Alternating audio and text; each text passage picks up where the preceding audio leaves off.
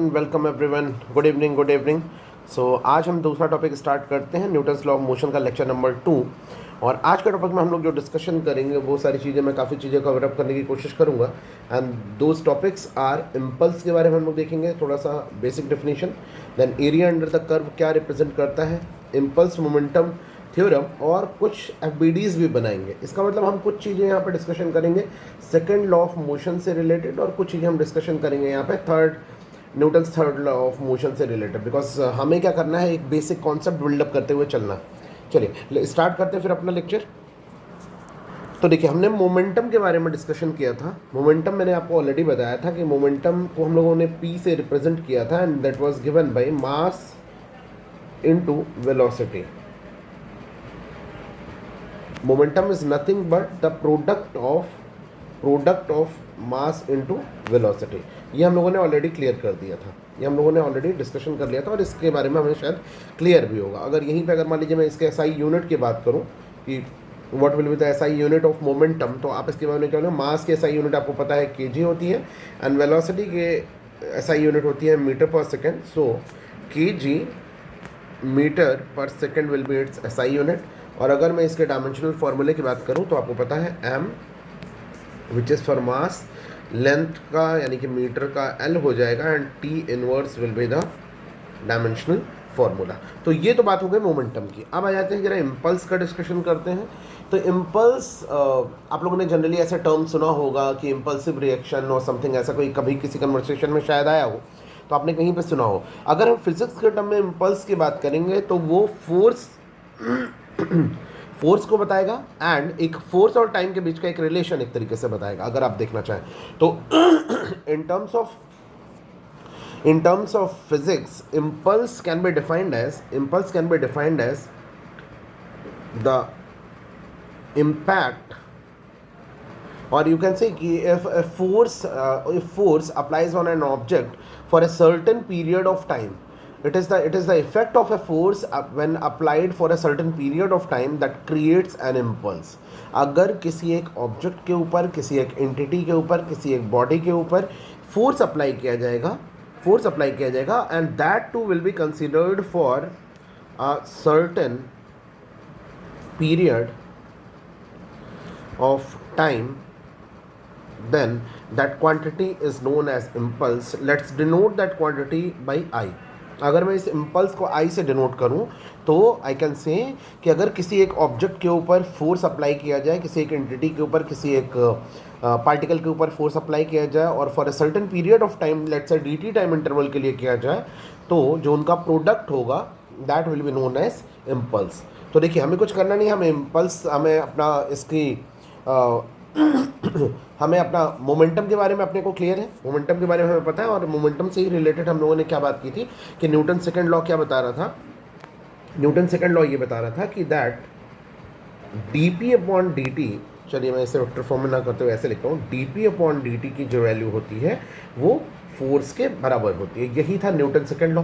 अगर मैं यहीं से आगे इसे डिनोट करूँ तो क्या I can write dp is equal to f into dt. So now this f into dt is telling us about the impulse. This is impulse. और आप यहाँ से देखें, impulse और momentum के बीच में एक आपको रिलेशन भी मिलेगा, that ये जो टर्म है ये हमें बता रहा है change in momentum. This term is denoting change in momentum. तो अगर मैं इम्पल्स और मोमेंटम के बीच में एक रिलेशन देखूँ तो आई कैन फर्दर से that the change in momentum of an object can be represented by impulse as well. इसी को वाइस वर्सा भी हम लोग इस तरीके से देख सकते हैं कि अगर किसी ऑब्जेक्ट के मोमेंटम में चेंज आ रहा है तो ऑब्वियसली वहाँ पे फोर्स एक सर्टेन पीरियड ऑफ टाइम के लिए एप्लीकेबल होगा, और वो जो force certain period of time के लिए एप्लीकेबल होगा उस फोर्स और टाइम पीरियड का अगर मल्टीप्लिकेशन किया जाएगा तो उस चीज़ को हम लोग इम्पल्स के तौर पर देखते हैं, या इम्पल्स उसे बोला जाता है। तो एक चीज़ देखिए हम लोग समझते हैं, एक चीज़ समझते हैं, जैसे मान लीजिए कि एफ नेट एक्सटर्नल, जितना भी किसी एक ऑब्जेक्ट के ऊपर Newton second law of motion में हम लोगों ने पढ़ा था कि the total net external force applicable on an object और एन एंटिटी और a particle is given by the change in its linear momentum. वहीं से अगर हम जाएँ तो एट एफ नेट एक्सटर्नल की जो वैल्यू होती है वो D P upon D T के बराबर होती है, ये हम लोगों ने पढ़ लिया है, D P upon D T के बराबर होती है। अगर यहीं से देखूँ मैं इस चीज़ को, एक चीज़ और गौर करने वाली है या ध्यान देने वाली है, इसको देखने के लिए हम देख सकते हैं, इसे ज़रूर हमें पता होना चाहिए क्योंकि कहीं अगर ग्राफ का क्वेश्चन आएगा तो उससे रिलेटेड आप चीज़ें आपको पता होनी चाहिए। अगर मैं ये देखूँ D P upon D T, ये जो टर्म है ये हमें रिप्रेजेंट कर रहा है स्लोप रिप्रेजेंट कर रहा है, स्लोप ऑफ पी यानी momentum with respect to time. अगर इस टर्म को हम देखें तो ये स्लोप रिप्रेजेंट कर रहा है, और अगर कहीं पे भी स्लोप रिप्रेजेंट होगा, मोमेंटम का स्लोप टाइम के साथ अगर रिप्रेजेंटेड होगा तो वो हमें रिप्रेजेंट करेगा फोर्स। सिमिलरली अगर मैं इसी चीज़ को बोलूँ तो ये डिफरेंशिएशन के टर्म में भी किया जा सकता है। It means differentiation of P with respect to time will also represent the force. अगर इसी चीज़ को हम आगे दूसरे टर्म में देखें तो फोर्स का मतलब ये हो गया, अगर मैं इस चीज़ को बोलूँ तो F net external now can be written as, अगर पी फाइनल यानी मोमेंटम, फाइनल मोमेंटम और इनिशियल मोमेंटम के तौर के या टर्म्स में हम देखें, इसी तरीके से टी फाइनल और टी इनिशियल के टर्म में देखें। मान लेता हूँ किसी भी एक ऑब्जेक्ट का, लेट्स अज्यूम कि किसी एक ऑब्जेक्ट का टी इनिशियल टाइम पर मोमेंटम, एक इनिशियल टाइम टी है और एक फाइनल टाइम टी एफ है। इस इनिशियल टाइम पर मोमेंटम लेट से पी आई हुआ और उसके बाद में फाइनल टाइम पर लेट से मोमेंटम पी फाइनल हुआ, तो F net external can further be represented as और given as P final minus P initial upon T final minus T initial. और इस चीज़ को हमें अपने दिमाग में बिल्कुल उतार लेना है, बिकॉज ये वो फॉर्मूला है जिसकी हेल्प से हमें बहुत सारे क्वेश्चंस हमें सॉल्व करने के लिए बहुत सारे क्वेश्चंस हमें मिलेंगे। अगर इसी चीज़ को मैं इंस्टेंटेनियस टर्म में देखूं, बिकॉज हमें पता है कि वन डायमेंशन मोशन में जब हम चल रहे थे इंस्टेंटेनियस वेलोसिटी, इंस्टेंटेनियस एक्सेलरेशन, वो सारी चीज़ें हम लोगों ने डिस्कशन की होगी, हम लोगों ने पढ़ रखा है। उसी चीज़ को हम देखते हुए हो सकता है कि आपसे ये पूछा जाए कि किसी एक पर्टिकुलर इंस्टेंट ऑफ टाइम पे आपको फोर्स की वैल्यू बतानी है, तो for that what you will do, instantaneous अगर मैं फोर्स की वैल्यू बताऊँ तो I will represent this by F instantaneous, और इस इंस्टेंटेनियस फोर्स की वैल्यू आएगी dp अपॉन dt। हमें पता है कि force will be the differentiation of momentum with respect to time, और हम उसे डिफरेंशिएट करेंगे at a particular interval of time. मान लेते हैं किसी एक t1 टाइम इंटरवल पे आपसे पूछा गया इंस्टेंटेनियस एक्सेलरेशन कितना होगा, तो आपको इसकी वैल्यू को लिख देना है। These are things and these are the formulas that will be applicable, that will be handy and useful for solving the numericals।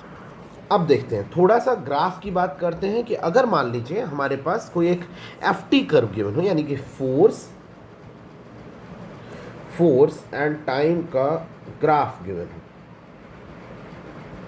Let's say कि अपने पास फोर्स और टाइम का ग्राफ गिवन है, it means F T curve given है। इस F T curve को हम कैसे एनालाइज करेंगे, और अगर यहाँ से हमें देखना हो तो किस तरीके से एरिया अंडर द कर्व क्या रिप्रेजेंट करता है, तो इस चीज़ को भी आप ध्यान में रखिए कि अगर मान लीजिए आपके पास लेट्स से कि आपके पास एक एफ टी कर्व गिवन है, एक फोर्स और टाइम के बीच में एक कर्व गिवन है, एक ग्राफ गिवन है, तो आप उसको कैसे एनालाइज करेंगे। टू एनालाइज दैट कर्व क्या करना है आपको, लेट्स से कि एक कर्व गिवन है कुछ इस तरीके से, तो अगर एफ टी कर्व पर आपके पास ये ग्राफ कुछ इस तरीके से गिवन है, तो इस ग्राफ को अगर किसी एफ टी कर्व पर अगर कुछ इस तरीके से ग्राफ गिवन है, तो एफ टी यानी कि फोर्स एंड टाइम कर्व पर जाएं तो force is represented by this vertical axis, and यहाँ पर हम लोग अगर टाइम को रिप्रेजेंट करें तो ये जो कर्व आपको मिलेगा ये जो कर्व आपको मिलेगा, this F T curve will, area under this F T curve will represent the change in momentum. और आपको पता है ये हमें दे देगा area under curve for F T curve gives, क्या क्या ये रिप्रेजेंट करेगा, ये करेगा चेंज इन मोमेंटम रिप्रेजेंट करेगा, और साथ ही साथ ये इम्पल्स को भी रिप्रेजेंट करेगा, बिकॉज मैंने आपको क्या बताया था कि जो चेंज इन मोमेंटम होता है वही इम्पल्स के इक्विवेलेंट होता है, इम्पल्स के बराबर होता है। तो यहाँ पे जो आपको कर्व मिलेगा एरिया अंडर द कर्व, ये आपको एफ टी एक्सिस पर जो मिलेगा यही आपका इम्पल्स या फिर चेंज इन मोमेंटम को रिप्रेजेंट करेगा। अब एक चीज़ और देखने वाली है कि यहाँ पर जो आपको अबव पोर्शन मिलेगा, ऊपर का पोर्शन जो आपको मिलेगा इस कर्व के, that will be considered as positive, इसको हम लोग पॉजिटिव कंसीडर करेंगे। और यहाँ पर जो डाउनवर्ड सेक्शन मिलेगा इस कर्व पर वो हम निगेटिव कंसीडर करेंगे, इसे हम निगेटिव कंसीडर करेंगे। So for change in momentum, अगर मैं यहाँ पे जाऊँ, for change in momentum delta P, let's denote it by a different colour, change in momentum delta P is represented by integration of f into dt, और यही same चीज area under the curve से represent होगी। सो this is another representation P F upon P initial. जैसे मैंने बताया था कि अलग अलग डिफरेंट टाइम पर अगर चेंज इन मोमेंटम निकाला जाएगा तो this will be T I upon T F, T I to T F अगर लिमिट देखें, और ये हो जाएगा एफ इंटू डी टी। यही हमारा चेंज इन मोमेंटम को भी रिप्रेजेंट करेगा। So this is how the area under curve is dealt with. ठीक है, now the next part which is to be dealt is the impulse momentum theorem. यहाँ पे हम हेडिंग डाल लेते हैं, heading is impulse momentum theorem. Impulse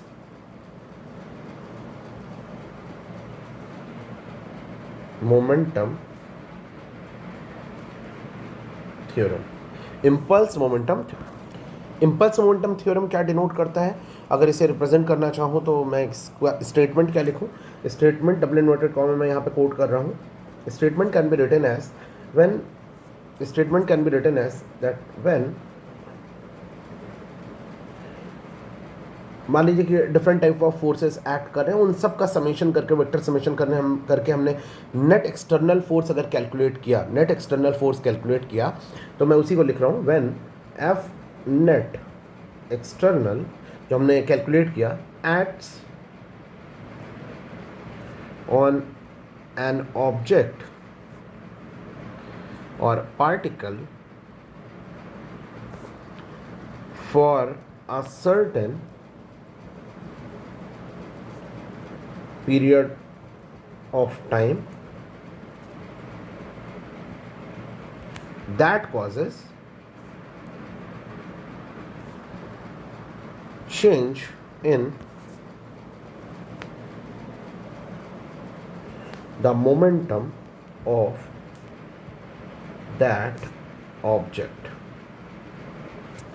When next external force acts on an object or a particle for a certain period of time, that causes change in momentum of the same object or change in momentum of that object.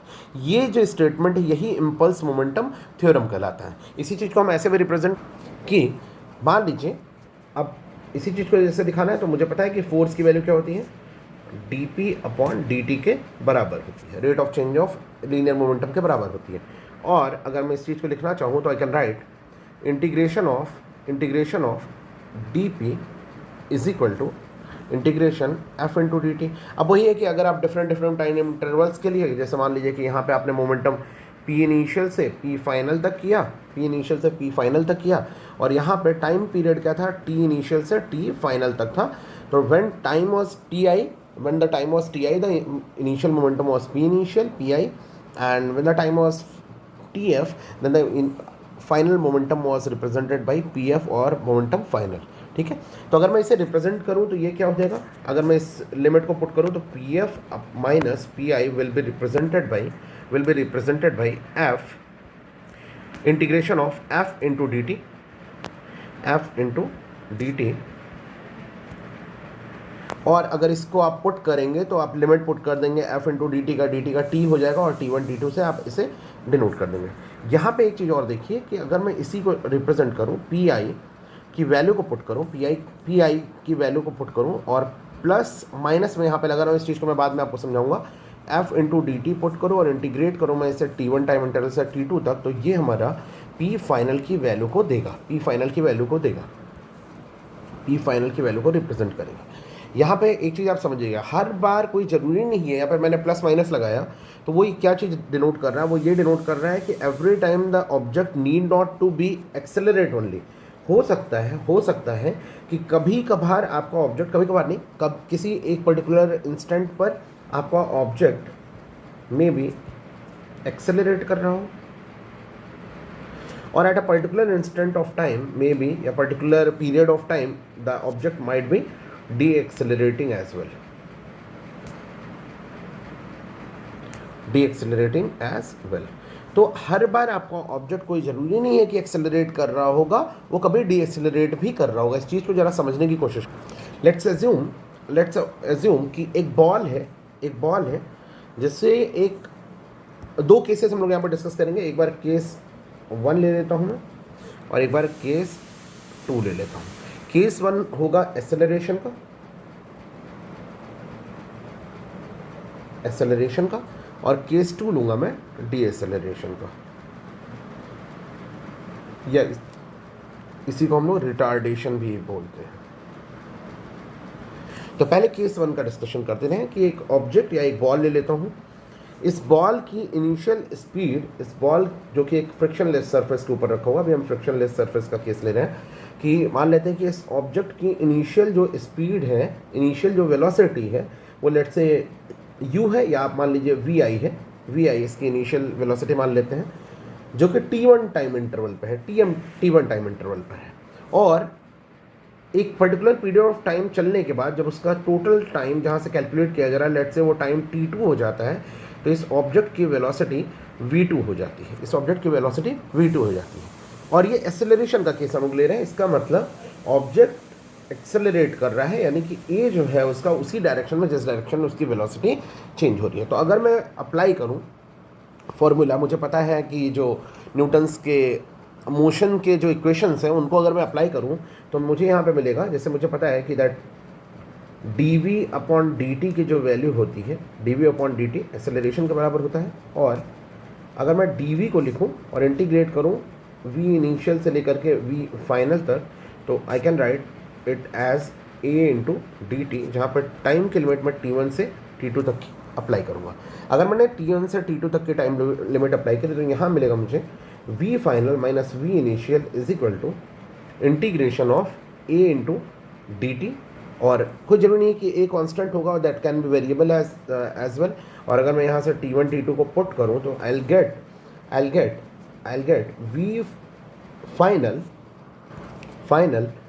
v final equals to v initial plus integration Ti T2 a into D T.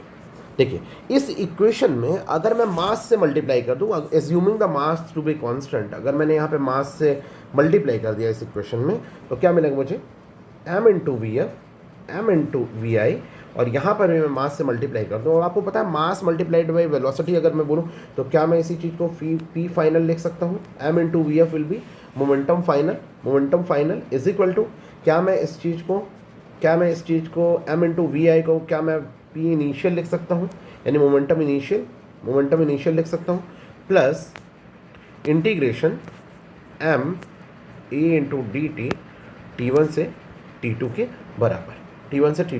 बराबर। तो यहाँ से आपको एक चीज़ deduce होकर मिल रही है कि जो मैंने फॉर्मूला यहाँ लिखा था, इम्पल्स मोमेंटम की इक्वेशन लिखी थी, अगर आप देखें तो P I plus minus f into D T, और अगर आप यहाँ जाएंगे एम इंटू ए, मास इंटू एक्सेलरेशन आपको पता है कि फोर्स के बराबर होता है, तो this can further be written as P final is equal to p initial plus mass into acceleration को एफ लिख सकते हैं, तो f into D t integrating from T1 to T2। अगर इस चीज़ को मैं आउटलाइन करूं इन सब को अगर मैं इनसर्कुलेट करूं तो आप एक बॉक्स में से क्लोज करिए तो और क्लियरली ऑब्जर्व करिए तो आपको मिलेगा सेम इक्वेशन जो मैंने लिखी थी, ये वही इक्वेशन है, बट वहाँ पे प्लस माइनस दोनों गिवन था। तो ये केस मैंने आपको एक्सेलरेशन का दिखा दिया। Similarly I can show you the case of de acceleration as well. तो अगर हम इसी चीज़ को देखें तो सेम चीज़ मैं दोबारा से रिप्रेजेंट करता हूँ, वही ऑब्जेक्ट है सेम। मान लेते हैं उसकी इनिशियल जो वेलोसिटी थी वो वी आई थी और जो फाइनल वेलोसिटी थी उसकी लेट से वी t2 टाइम इंटरवल पर वी फाइनल थी मान लेते हैं। बट इस बार जो केस है वो ऐसा केस है कि ऑब्जेक्ट आपका डी एसेलरेट कर रहा है, ऑब्जेक्ट की जो वेलोसिटी है वो इंक्रीज नहीं हो रही है, rather it is being decreased. तो velocity of the object is being decreased, velocity of the object is being decreased. इसका मतलब क्या हुआ कि अगर वो इनिशियल वेलोसिटी से वी आई से चला था, फाइनल वेलोसिटी वी एफ पर पहुंचा था, अगर टी फाइनल पे अगर वो टी इनिशियल से स्टार्ट हुआ था, तो इस बार एक्सेलरेशन यानी कि retardation is in opposite direction and that is why the velocity is being decreased. मान लेते हैं कि उसकी वेलोसिटी डिक्रीज कर रही है। For that case what will happen, same वही फॉर्मूला आप लगाइए, आपको पता है D V by D T is equal to acceleration के बराबर होता है। तो we can further write D V is equal to integration V I से लेकर के वी फाइनल तक करेंगे इज इक्वल टू इस बार एक्सेलरेशन अपोजिट डायरेक्शन में इसलिए नेगेटिव आएगा, तो a इंटू डी टी के बराबर आएगा। और यहाँ पे t1 से t2 आएगा टाइम इंटरवल के लिए। When you will finally adjust this you will find v final is equal to v initial, चूँकि यहाँ पे माइनस साइन आ रहा है, या v final minus v initial is equal to minus of a d t, integrate कर रहे हैं आप t1 से t2। अगर मैं यहीं पे फिर से मास से मल्टीप्लाई कर देता हूँ सेम चीज़ को, अगर मैं मास से मल्टीप्लाई कर दूँ तो आपको पता है mass into velocity will be converted to a momentum. ये दे देगा हमारा p final minus p initial is equal to negative of ma को मैं एक साथ लिख देता हूँ f इंटू डी टी के बराबर लिख सकता हूँ। और यहाँ पे ये t1 से t2 टाइम इंटरवल तक जा रहा है। इट मीन्स p इनिशियल, अगर मैं इसे रीअरेंज करूँ तो p initial can be this time written as minus p initial minus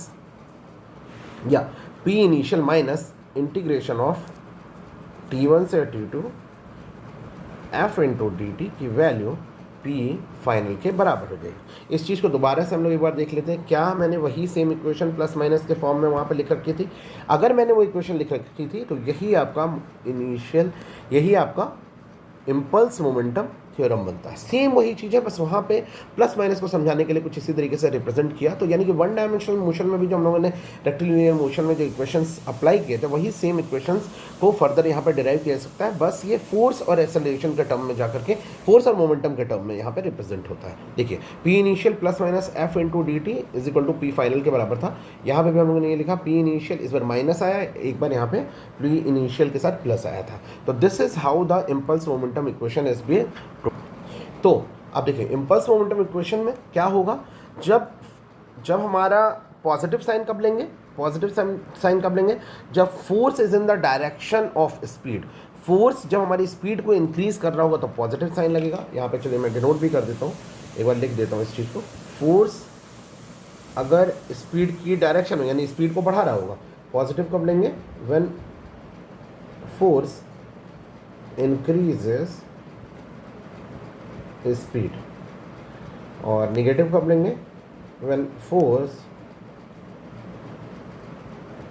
decreases speed. It means D acceleration या रिटार्डेशन का काम कर रहा होगा। मान लीजिए फ्रिक्शन है, तो फ्रिक्शन जनरली क्या करता है, हमारी स्पीड को डिक्रीज करने की कोशिश करता है, ऐसा हमें पता चलता है, बिकॉज हम ऐसा मानते हैं। अभी हम फ्रिक्शन के बारे में और सारी चीज़ें डिटेल में पढ़ेंगे, बट यहाँ मान लें कभी कभी फ्रिक्शन हमारे मोशन को सपोर्ट भी करता है, और but most of the time हम ये जानते हैं कि it is a retarding force, वो स्पीड को डिक्रीज़ कर रहा है। तो देखिए फोर्स अगर आपकी स्पीड को इंक्रीज़ कर रहा है then that the sign will be positive, और अगर फोर्स हमारे स्पीड को डिक्रीज़ कर रहा है, इंक्रीज़ कर रहा है तो पॉजिटिव कंसीडर करेंगे, अगर डिक्रीज़ कर रहा है तो हम उसे निगेटिव कंसीडर करेंगे। चलिए जो प्रीवियस लेक्चर था उसमें मैंने आपको बताया था कि फ्री बॉडी डायग्राम थोड़ा सा कुछ और केसेस हम लोग डिस्कशन करेंगे। तो चलिए कुछ केसेस जरा फ्री बॉडी डायग्राम के और देख लेते हैं, सो दैट कि एक कंसोलिडेटेड बीच में मैं आपको फ्री बॉडी डायग्राम के कुछ क्वेश्चंस कराते रहूँगा, ताकि हम जैसे पुली वाला केस देखेंगे, टेंशन इन स्ट्रिंग वाला केस भी देखेंगे, कुछ और केसेस भी देखेंगे, बट उसे बीच में कुछ लेक्चर्स के बीच में हम लोग देखते रहेंगे, ताकि हम एक कंसोलिडेटेड डेली लेक्चर्स के बिहाफ पे कुछ चीज़ों को हम वाइंड अप कर सकें या कुछ चीज़ों को हम कंसोलिडेट कर सकें। तो देखिए कुछ केसेस, फ्यू मोर केसेस देखते हैं जरा फ्री बॉडी डायग्राम के। Few more cases on free body diagram, few more cases on free body diagram. ठीक है, तो हम कुछ और केसेस देखेंगे फ्री बॉडी डायग्राम के ऊपर और उनको जरा सा करने की कोशिश करते हैं। अब इन केसेस में क्या होगा दैट यू नो कि let me just do this.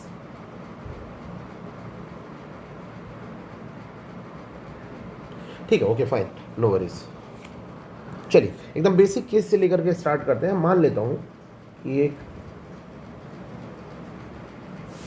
Small M मास का एक बेस है जिसके ऊपर कैपिटल एम मास का एक ब्लॉक रेस्ट कर रहा है। हमें फ्री बॉडी डायग्राम ड्रॉ करना है इन दोनों के लिए, F B D for both the cases. तो मैंने क्या बताया था आपको कि आपको पता है कि एक पहले मैं तो चलिए फ्री बॉडी डायग्राम का मतलब है कि हर एक ऑब्जेक्ट को जिसकी आप बात कर रहे हैं, जो आपका सिस्टम है जिसको आप कंसीडर कर रहे हैं, उस सिस्टम को आप हर तरह के सरफेसेस से फ्री कर लेंगे। उसका नाम ही है फ्री बॉडी डायग्राम। हर तरह के सरफेसेस से, हर तरह के कॉन्टैक्ट से आप फ्री करेंगे, तब उसके ऊपर जितने फोर्सेस एक्सटर्नल एक्ट करें या टोटल कितने फोर्सेस एक्ट कर रहे हैं उनकी हम ड्रॉ करेंगे, तो that will be known as free body diagram. तो चलिए आ जाइए, पहले हम एम मास के ब्लॉक को अलग करते हैं। एम मास के ब्लॉक को अगर मैंने अलग किया तो यहाँ पे देखूँ, अगर इसका मास m था तो इसका मतलब एक सेल्फ वेट इसका towards the centre of earth mg act कर रहा होगा, सेल्फ वेट एक्ट कर रहा होगा। चूँकि ये ऑब्जेक्ट एक स्मॉल एम मास के दूसरे सरफेस के ऊपर रखा हुआ था, इस वजह से उस स्मॉल एम मास की एक नॉर्मल रिएक्शन, स्मॉल एम मास की तरफ से एक नॉर्मल रिएक्शन यहाँ पे एक्ट कर रही होगी। मैंने सेम लाइन ऑफ एक्शन ले ली है और उस नॉर्मल रिएक्शन को लेट से मैंने n नाम दे दिया, n। ठीक है, इसी तरह से यही दो फोर्सेस हैं हमारे पास, हमने सरफेस को फ्रिक्शन ले रखा है। अब स्मॉल एम मास का जरा फ्री बॉडी डायग्राम एक्ट करते हैं। स्मॉल एम मास का, इसका भी एक अपना खुद का सेल्फ वेट होगा जो कि डाउनवर्ड डायरेक्शन में एक्ट कर रहा है। और यही जो इस कैपिटल एम मास का ब्लॉक है, जिस तरीके से स्मॉल एम मास के ब्लॉक ने कैपिटल एम के ऊपर एक नॉर्मल रिएक्शन, कैपिटल एम के ऊपर एक अपवर्ड डायरेक्शन में नॉर्मल रिएक्शन लगाई थी, एन हम लोगों ने रिप्रेजेंट किया था। सिमिलरली कैपिटल एम मास भी सेम नॉर्मल रिएक्शन कुछ इस तरीके से एन अप्लाई कर रहा होगा। यही इसका फ्री बॉडी डायग्राम होगा। चलिए, तो एक तो ये केस हो गया। दूसरा केस जरा समझते हैं। दूसरा केस समझते हैं, मान लेते हैं कि स्मॉल एम मास है जो कि फ्री फॉल में है, फ्री फॉल में एक्ट कर रहा है और एक नीचे की तरफ डाउनवर्ड सरफेस है जिसे फ्रिक्शनलेस अगर हम कंसीडर कर लें। यहाँ पे आपको क्या करना है, इस स्मॉल एम मास का एक आपका फ्री बॉडी डायग्राम इसका ड्रॉ करना है। तो मान लीजिए कि अगर स्मॉल एम मास के, तो बहुत ईजी है, अगर स्मॉल एम मास का ब्लॉक एक्ट कर रहा है और हम मान रहे हैं फ्रिक्शनलेस मान रहे हैं और एयर ड्रैग को भी नेग्लेक्ट कर रहे हैं। अगर मान लीजिए एयर ड्रैग को अगर यहाँ दे देता है एयर ड्रैग तो बात अलग होती है, लेकिन मान लीजिए अगर एयर ड्रैग नहीं है तो हम क्या करेंगे, सिंपली हमें पता है कि उसका सेल्फ वेट इसके ऊपर एक्ट कर रहा होगा और चूंकि ये किसी भी सरफेस के कांटेक्ट में नहीं है, and that is why no normal reaction will be produce in this case. ये तो हो गया जब no drag force is there, no drag force is there. अब मान लीजिए ड्रैग फोर्स होता है, तो अगर ड्रैग फोर्स होता है तो क्या करते हैं हम लोग, यहीं पे आपको, चूंकि आप डाउनवर्ड डायरेक्शन में आपका ऑब्जेक्ट फॉल कर रहा है, तो एक अपवर्ड डायरेक्शन फ्री फॉल कर रहा है, इसका मतलब डाउनवर्ड डायरेक्शन में से एक्सेलरेशन होगा। अगर डाउनवर्ड डायरेक्शन में एक्ट कर रहा है तो यहाँ पे एक drag force F D upward direction में एक्ट कर रहा होगा। इसी ऑब्जेक्ट के ऊपर एफ डी अपवर्ड डायरेक्शन में एक्ट कर रहा होगा। कब होगा, जब हम लोगों ने ड्रैग फोर्स अगर कंसीडर करते हैं। अगर नो ड्रैग फोर्स है तो केस क्या होगा, सिंपली उसके आपको सेल्फ वेट को रिप्रेजेंट। सो इन कंटिन्यूएशन एक और केस डिस्कस करते हैं। दो केसेस हम लोगों ने डिस्कस कर लिए, एक थर्ड केस डिस्कस करते हैं जिसमें कि एक ऑब्जेक्ट ले लेते हैं जो कि किसी एक सरफेस, फ्रिक्शनलेस सरफेस के ऊपर रेस्ट कर रहा है। Let's consider this is of mass m2 and this another object is mass m1 which is lying over this m2 object. तो इसका हमें फ्री बॉडी डायग्राम बनाना है। तो हमारे पास इसमें तीन चीज़ें आ गई कि हमें सरफेस को भी कंसीडर करना होगा, दोनों मासेस को भी कंसीडर करना होगा और इनके बिहाफ पे हमें अब अपने फ्री बॉडी डायग्राम को ड्रॉ करना होगा, यानी कि तीनों के लिए हमें फ्री बॉडी डायग्राम को अपने ड्रॉ करना होगा। ठीक है, तो चलिए देखते हैं जरा। पहले M1 ऑब्जेक्ट को देखते हैं, या चलिए M2 ऑब्जेक्ट को देख लेते हैं, जिसको भी आप बोलिए। लेट्स कंसीडर, चलिए M1 ऑब्जेक्ट को पहले देखते हैं। M1, अगर मैं M1 ऑब्जेक्ट को देखूं तो आपको पता है कि M1 ऑब्जेक्ट के लिए M1G will be a gravitational pull force that will be acting on object M1। M1G एक सेल्फ वेट जो कि उसका है वो एक्ट कर रहा होगा। सिमिलरली अब ऑन द अदर हैंड, चूँकि M1 ऑब्जेक्ट M2 ऑब्जेक्ट के डायरेक्ट कांटेक्ट में, उसके सरफेस के कांटेक्ट में है, तो अब M2 ऑब्जेक्ट एक M1 ऑब्जेक्ट के ऊपर एक अपवर्ड फोर्स लगा रहा होगा, जिसे हम लोग यस तो M1G तो उसका सेल्फ वेट हो गया, और एक नॉर्मल रिएक्शन, चूँकि M1 mass is in contact with M2 object, तो there will be obviously normal reaction force acting over this. तो ये इसका फ्री बॉडी डायग्राम हो गया।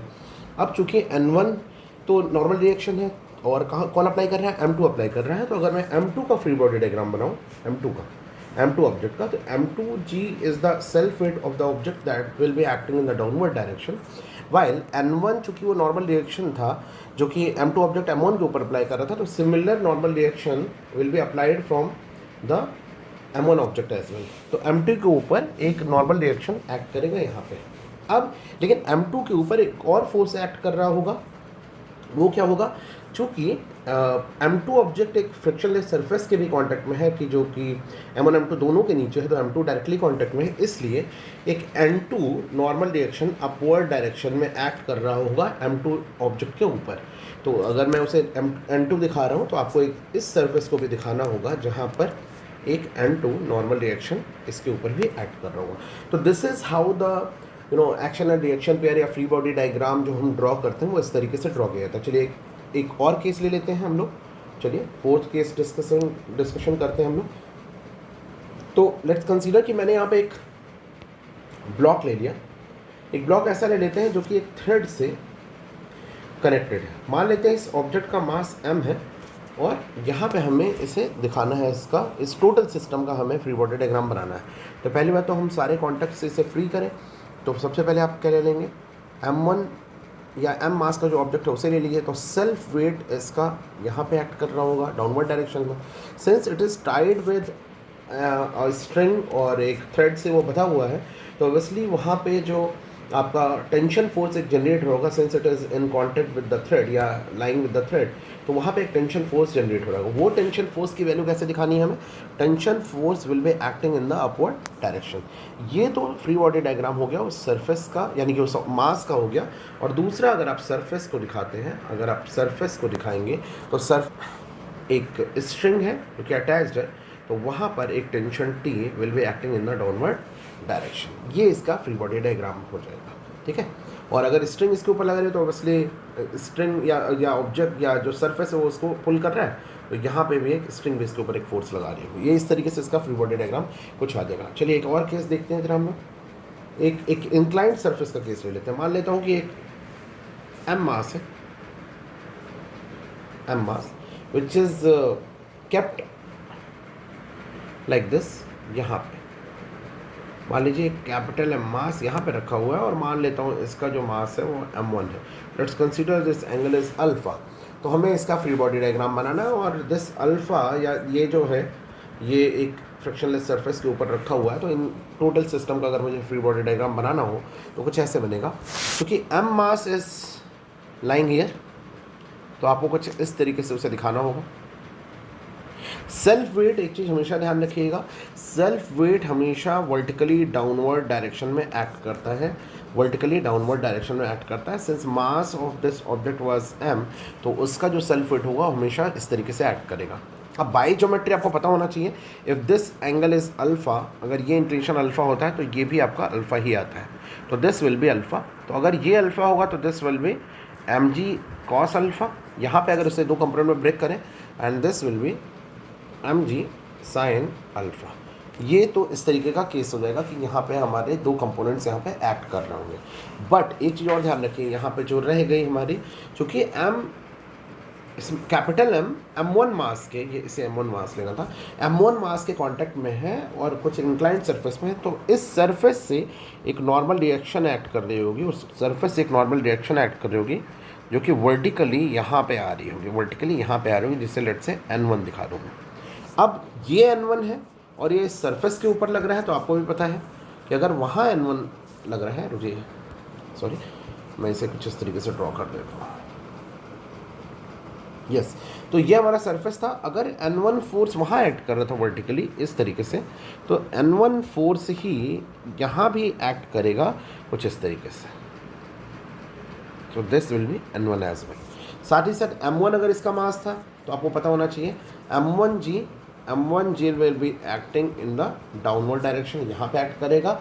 और चूंकि ये जो ब्लॉक है, ये हमारा ब्लॉक एक सरफेस के कांटेक्ट में है, तो वो सरफेस ये सरफेस इस ब्लॉक के ऊपर एक N2 reaction force, N2 let's say मैं उसे N2 से दिखाऊँ, N2 रिएक्शन फोर्स दिखा रहा होगा, और ये ब्लॉक भी सरफेस के ऊपर एक N2 रिएक्शन फोर्स दिखा रहा होगा। This is how a free body diagram of different geometries और डिफरेंट अरेंजमेंट्स आर ड्रॉन।